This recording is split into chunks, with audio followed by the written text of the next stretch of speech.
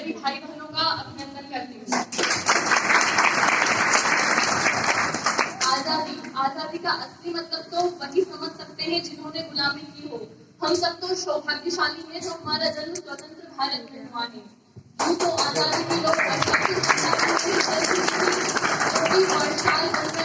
1947 में हमारे भारत देश को आजाद करवाया।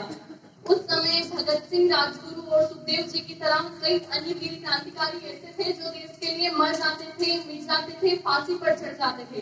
तब भी वे अपनी देशभक्ति को साबित कर रहे होते थे, क्योंकि यह देश महापुरुषों का है, यह देश गुणी विद्वानों का।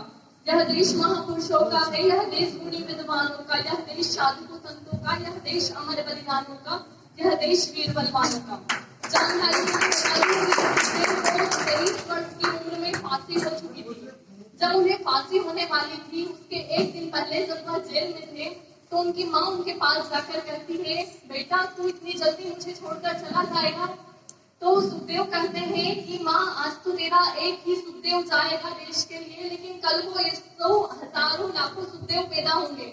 वो सुखदेव आज पैदा तो हो रहे हैं, लेकिन वो भटक रहे हैं अपने लक्ष्य के प्रति, अपने उत्तरदायित्व के प्रति, अपने जिम्मेदारियों के प्रति वे सचेत एवं सजग नहीं है। क्योंकि मिली राजनीतिक स्वतंत्रता पर विचार पर तंत्र है, जात पात चिंतन चरित्र से कहाँ हुए स्वतंत्र है।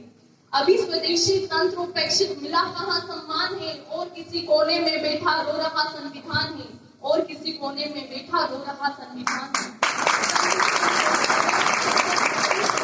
बनाने का अधिकार अगर किसी को है तो वो सिर्फ और सिर्फ हम देशवासियों को है, स्पेशली हम स्टूडेंट्स को है, क्योंकि हम ही हमारे स्कूल का, हमारे गांव का और हमारे देश का भविष्य है। कि अगर होगा हौसला सबके दिलों में बुलंद, कि यदि होगा हौसला सबके दिलों में बुलंद, तो एक दिन पाकिस्तान भी जय हिंद कहेगा, और पाकिस्तान ही क्यों, सारा जहान जय हिंद कहेगा, क्योंकि सारे जहां से अच्छा हिंदुस्तान हमारा। यह गुलसिता हमारा, हम बुलबुलें हैं इसके, यह गुलसिता हमारा। अब मैं मेरा सेकेंड टॉपिक स्टार्ट करना चाहूंगी। स्वामी विवेकानंद जी से जुड़े मैं कुछ प्रसंग के बारे में आपको बताना चाहती हूँ। कि एक बार शिकागो का एक महासम्मेलन का आयोजन किया गया था। जब वहां पर स्वामी विवेकानंद जी पहुंचे, तो उन्हें देखकर वहां पर खड़े कुछ लोग स्वामी जी को देखकर उनके पास आते हैं और अपना हाथ आगे बढ़ाते हुए पूछते हैं, हेलो हाउ आर यू। तब स्वामी जी अपने दोनों हाथों को जोड़कर कहते हैं, नमस्कार। तो वो जो दो लोग थे, उन्हें ऐसा लगता है कि शायद इस साधु जैसे, स्वामी जैसे दिखने वाले इंसान को शायद अंग्रेजी ना आती हो। तो उनमें से किसी एक व्यक्ति को टूटी फूटी हिंदी आती है, तो वो स्वामी जी से पूछते हैं, कैसे हैं आप। तो स्वामी जी अपने दोनों हाथों को जोड़कर कहते हैं, I am fine thank you. तो वो जो दो लोग थे वो हैरान हो जाते हैं कि इस साधु जैसे, स्वामी जैसे दिखने वाले इंसान को अंग्रेजी आती है। तो वो बातचीत के दौरान स्वामी जी से पूछते हैं कि जब हम आपसे अंग्रेजी में बात कर रहे थे तब आपने हिंदी में जवाब दिया, लेकिन जैसे ही हमने आपसे हिंदी में बात की आपने अंग्रेजी में जवाब दिया। ये बात कुछ समझ नहीं आई। तो स्वामी जी कहते हैं कि जब आप आपकी माँ का सम्मान कर रहे थे तब मैं मेरी माँ का सम्मान कर रहा था, लेकिन जैसे ही आपने मेरी माँ का सम्मान किया, मैंने जैसे आपकी माँ का सम्मान किया। इस पॉइंट की और कि if all the people respect all the language, tradition and culture of other countries, then our slogan One India will prove to be true। कि यदि जैसी रिस्पेक्ट हमारे देश का हर नागरिक अपनी कंट्री के की लैंग्वेज, ट्रेडिशन, कल्चर के प्रति रखता हो, यदि वैसे ही रेस्पेक्ट को अदर कंट्रीज के प्रति भी रखे, तो इससे हमारा राष्ट्र निर्माण संभव हो सकता है। इसके बाद में इसी से जुड़ा हुआ अगला प्रसंग बताना चाहती हूँ कि उसी शिकागो सम्मेलन के कुछ वक्त पहले स्वामी जी बाहर खड़े होते हैं, तो उनके पास एक महिला आती है।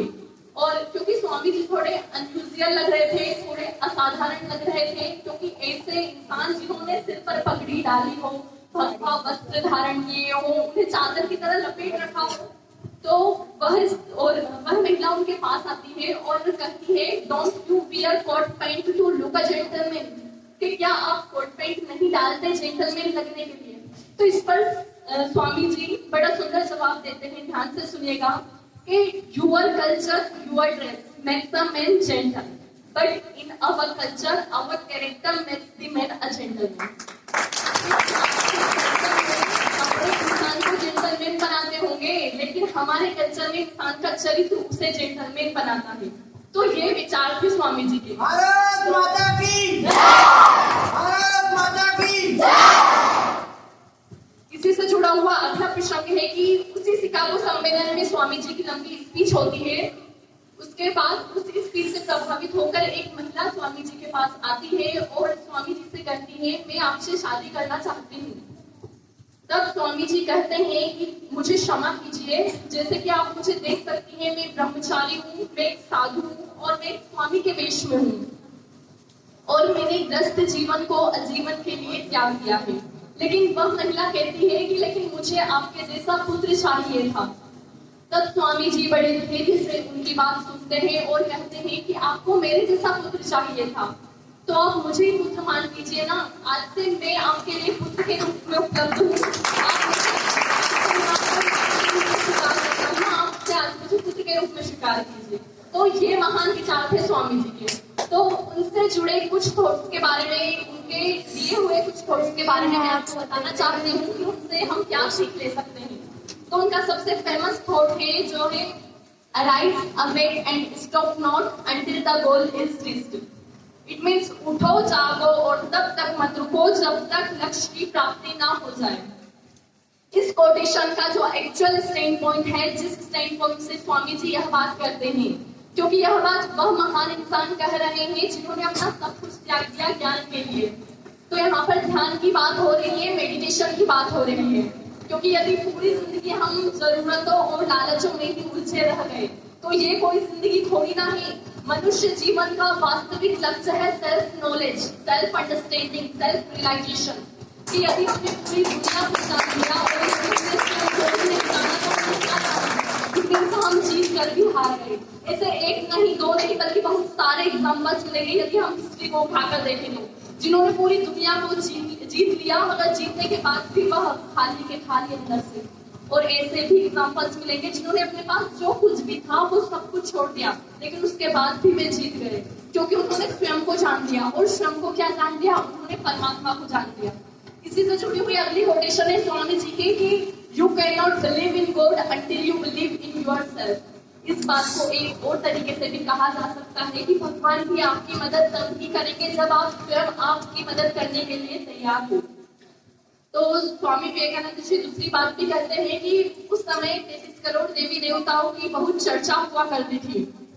तो स्वामी जी कहते थे कि आप 33 करोड़ देवी देवताओं की पूजा पाठ करो, वह आप पर कृपा बरसाएंगे, सारी कृपा बरसाए। लेकिन यदि आपको स्वयं पर ही विश्वास नहीं है, आपके अंदर विश्वास नहीं है, आत्मविश्वास नहीं है, तो वो 33 करोड़ देवी देवता भी कुछ नहीं करेंगे। कि आप परमात्मा को तब तक नहीं जान सकते जब तक आप स्वयं को ना जान जाओ। तब तक भगवान सिर्फ एक कॉन्सेप्ट रहेंगे आपके माइंड में, एक थॉट रहेंगे। और यदि आप पूजा पाठ भी करते हैं तो आप सिर्फ अपने ही विचार की पूजा पाठ करते हैं। लेकिन जिस दिन आपने स्वयं को जान लिया, स्वयं को जान लिया मतलब उसके थ्रू नहीं, एक्चुअल मेंटली एक्सपीरियंशियल लेवल के यही मैं हूँ, बस वही आपको परमात्मा मिल जाएंगे। तो ये एक एंगल है इस कोटेशन को देखने का। सभी कोटेशन स्वयं को जान लिया, उसने सब कुछ जान लिया, अब उसके पास जानने के लिए कुछ भी बाकी नहीं रह गया है। तो मेरी इस स्पीच से मैं आप सभी का ध्यान, यहाँ उपस्थित सभी का ध्यान आकर्षित करना चाहती हूँ मेडिटेशन की ओर, जिससे कि हमारी बुद्धि की एकाग्रता और तीव्रता में वृद्धि हो और हमारे कंसंट्रेशन लेवल और हमारी कैचिंग पावर बढ़े और हमारा राष्ट्र निर्माण हो सके और हमारे राष्ट्र का विकास हो सके, ताकि हमारा भारत पहले जैसा भारत की चिड़िया बन सके, सोने की चिड़िया बन सके। Wish you all the best. Thank you so much.